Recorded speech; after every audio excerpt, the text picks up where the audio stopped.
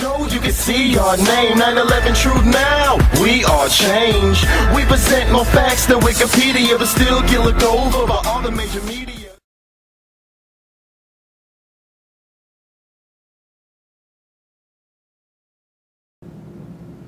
Yes, sir. Maybe take one more question? Well, let me, yep. He was actually raising his hand for quite some time. I'm sorry, I just feel okay. bad. Thank you very much.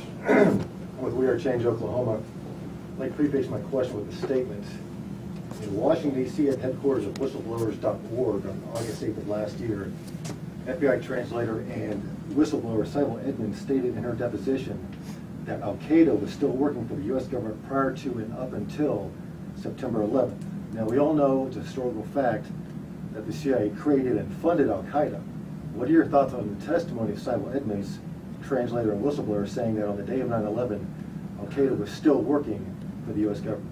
Well, I mean, I would say I don't accept any of your assumptions. Al-Qaeda was working for the CIA. Against the Saudis in Afghanistan. I don't. No collusion whatsoever. I don't personally have any knowledge of what. It goes back too far. I'm not trying to make light of your question.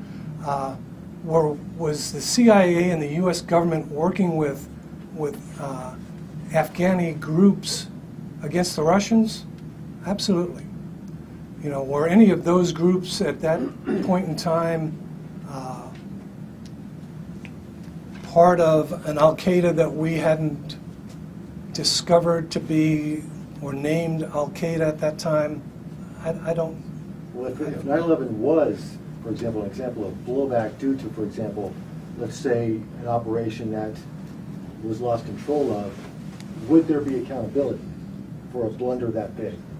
There wouldn't be at the top, as far as I know.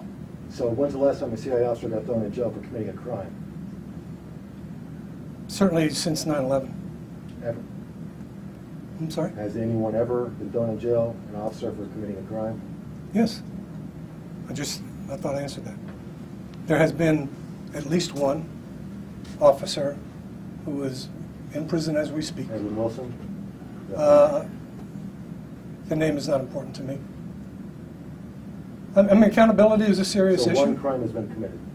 I'm saying that U.S. has anybody ever been in prison? The answer to that is yes. The person who was and remains in prison currently is the result of the CIA internally examining via the Inspector General for the CIA, examining the interrogation policies that were in place at the time. The CIA, the director of the NCS, the National Clandestine Service, was getting reports from people who were disturbed about how that program was being run.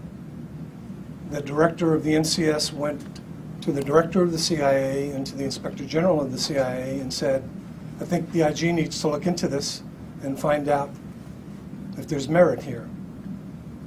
The IG examined the whole program, wrote a report, submitted the report to the director of the CIA and to the intelligence committees in the Congress, and also provided a copy of that to the Justice Department for their review to see if there were people involved in activities that should be prosecuted for what they were doing. The Justice Department tasked professional prosecutors from the office in Arlington, Virginia. I say professional prosecutors to kind of distinguish between political appointee kind of people. These are career prosecutors who examined the report and all of the huge documentation that went with the IG report, and ultimately decided that one person was over the line, committed criminal acts, and they were going to prosecute that person.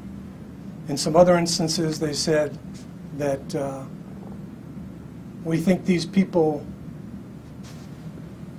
however many there were, did some things wrong, but we don't believe there's any way we can ever win a conviction in a court, and therefore we recommend that they not be prosecuted. And some other people, out of those referred to the Justice Department, they said we find no evidence that they did anything wrong. So when some people, the way they portray that activity that I just described my way, some people have said, well, the Justice Department looked into that and only one person did anything wrong. That's not exactly probably true. There was one person where they said, we can prosecute this case and we can win this case. There are some others where we really do think people did something wrong, but it's a losing proposition to prosecute them. So that's a little bit different story. And in those cases, when those people were referred to us, those people were either fired by us or dealt with administratively, which is kind of the only other option you have if the criminal possibilities don't exist.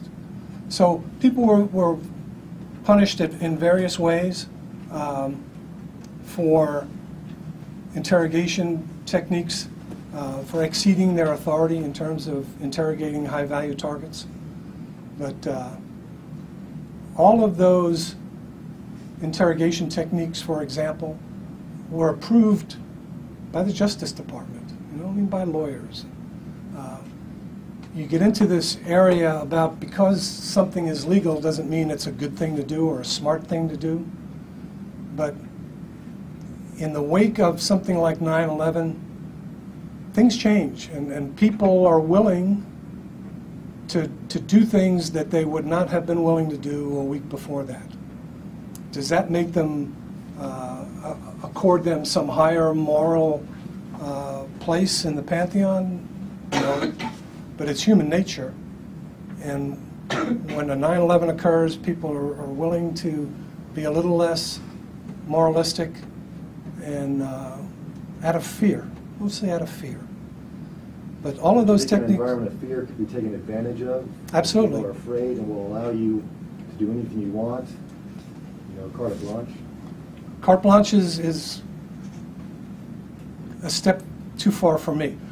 Will fear allow people to do things that the absence of fear wouldn't? No argument for me. To these guys, Tuesday, one thing means one thing, and then on Thursday can mean something completely different. They have no base of morality. There is no clear line of demarcation. There is no black, there is no white. They're constantly existing on a slippery slope of the gray area. That's their life. That's working in the CIA. If you have but one person in that organization that thinks it's okay to torture anybody, up to and including the top PR guys, and he even said here in this lecture, there's 5 of them traveling around the country, why would anybody in their right mind want to work for that organization? I don't care if you're sweeping the floors or you're calling the shots at the very top. You're all complicit in the same crime. He was rationalizing, for example, he was breaking down the recent crimes of the CIA to waterboarding 3 people. He admitted that lawyers are rife in the CIA, and this is lawyers talk. He's rationalizing everything down to its most lowest common denominator and going with that. He's long-winded, he's a sweet talker, he's used to talking to Congress, and I was expecting a whole lot, but it was a good experience. I saw that I put him on the spot a little, so I was glad to put him out of his element, so it was worthwhile. Well, my main concern was that there's a lot of people, including myself, who strongly feel the CIA is a terrorist organization, that they are very well known. It's proven. I even have news clippings I brought along today that show just this month a proof that the CIA engages in torture, the CIA engages in political assassinations. This has been going on for a very long time, but also very recently.